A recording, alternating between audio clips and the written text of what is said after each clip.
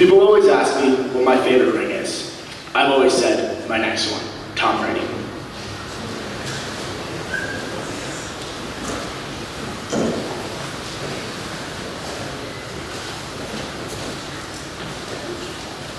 New York Yankees fans get their coffee at Starbucks and their sweaters at the Banana Republic.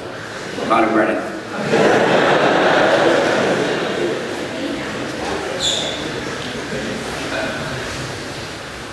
You are all playing for second place, Larry Bird.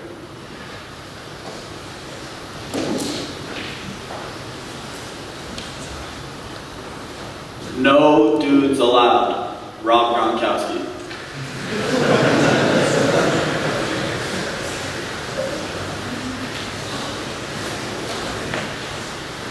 Good morning.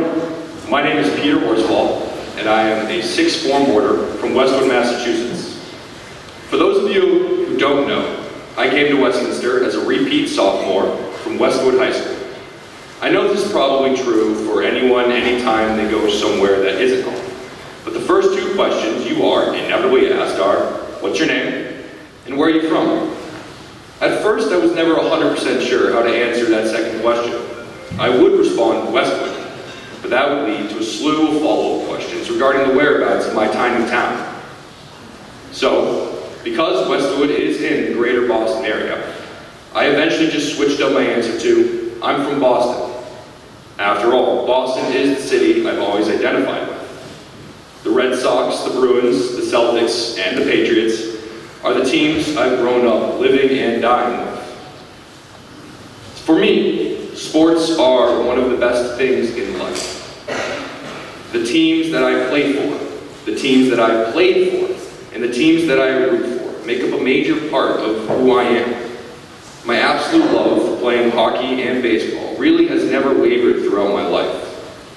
But as I've gotten older, and I like to think more mature, I realize there is more to hockey, baseball, football, or any other sport you might love than just playing. Sports are the great unifier. In other words, sports can bring anyone and everyone together. Don't believe me? Let me try to convince you. In 2013, after the marathon bombing, the world watched the city of Boston rally around the Red Sox and the Bruins to help heal the city. Have any of you ever seen the video of Renee Rancourt singing the Star Spangled Banner before the Bruins game on April 17, 2013? The emotion in the TV garden that night was completely overwhelming and incredible. Also, the run the Red Sox went on that year to win the World Series provided a desperately needed emotional uplift to all of Boston, was something Hollywood couldn't have even scripted. Sports have the unique ability to bring people together, whether it's as extreme as healing a city or simply allowing for strangers to be friendly with another. My father is a huge Cleveland Indians fan, given that he did grow up in Cleveland. And whenever we're in public, when he sees anybody with any sorts of Indians paraphernalia on, which happens way more than you would think would happen, he immediately calls out, "Go Tribe!" And that person, pretty much every time, will turn around and smile, give a nod, or any sort of acknowledgement to my dad's call. If you still don't believe me, go to any crowded place in the entire city of Boston and start chanting TV12. Just see what happens. From the live sporting events are the ultimate melting pot as well. From the grown man who still brings his glove to baseball games to catch foul balls, to the kid who's so young he won't even remember going to the game. Every type of person can be found there. I can't count the number of times I've walked into a Dunks the morning after whatever game and got into a conversation with an absolute stranger about how the Bruins need to shake up lines or the Patriots should run the ball less. I'm not sure where the rest of the country gets their coffee, but that story should sound pretty familiar. I've been alive for a little more than 19 years at this point. And in my lifetime, I've witnessed 10 Boston sports championships. That means that Boston's won a little more than 10% of all possible championships in the 4 major sports in my life. I have to consider myself extremely, extremely lucky. Some people in this room haven't even seen a single major sports championship from their city in their lifetime. Dan Zlatopolsky You out there?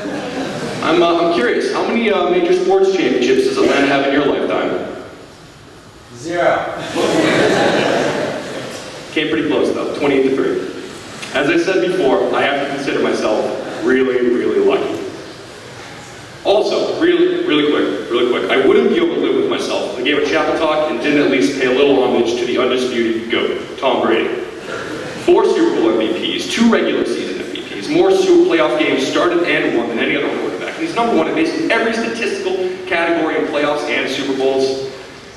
Tom Brady's the best. And let's not forget that most important number 5. And we know 5 Super Bowl victories. We all know he isn't done yet.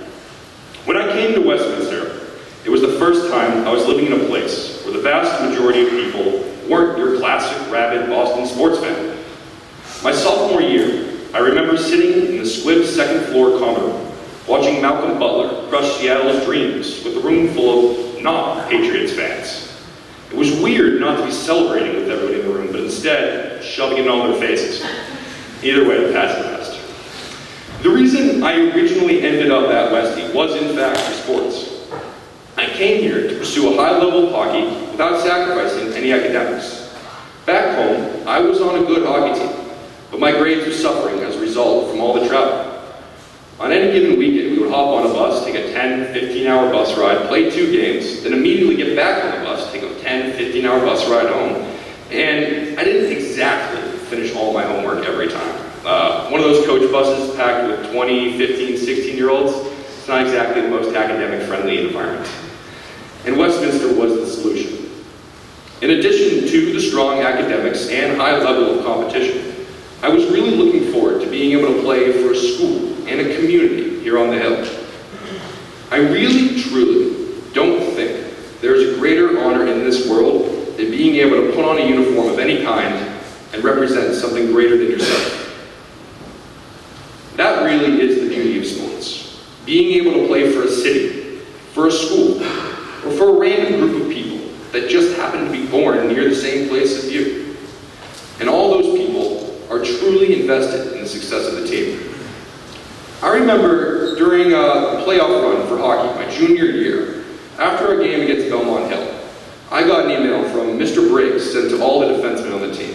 It read, "Gentlemen, after a relatively slow start giving up the blue line, drifted, you guys stepped it up big time today and won us the hockey game. Belmont Hill had some serious offensive talent, and you all played stronger, tight gap D as the game progressed, and really played great D in front of our net. Well done, get good rest, and bring it home tomorrow. Mr. Briggs." It is little notes, conversations, and offhand congratulations like this that tell me I made the right decision on coming to Westminster, and remind me why I love sports so much. Mr. Briggs, the coach of the seconds team, not my team, mind you, cared enough about the team and our success that he felt that he needed to reach out and congratulate us on a good game and wish us luck in the next one. In what other situation would my economics teacher feel compelled to reach out to me and my fellow defensemen like that? Sports really do bring people together. Thank you.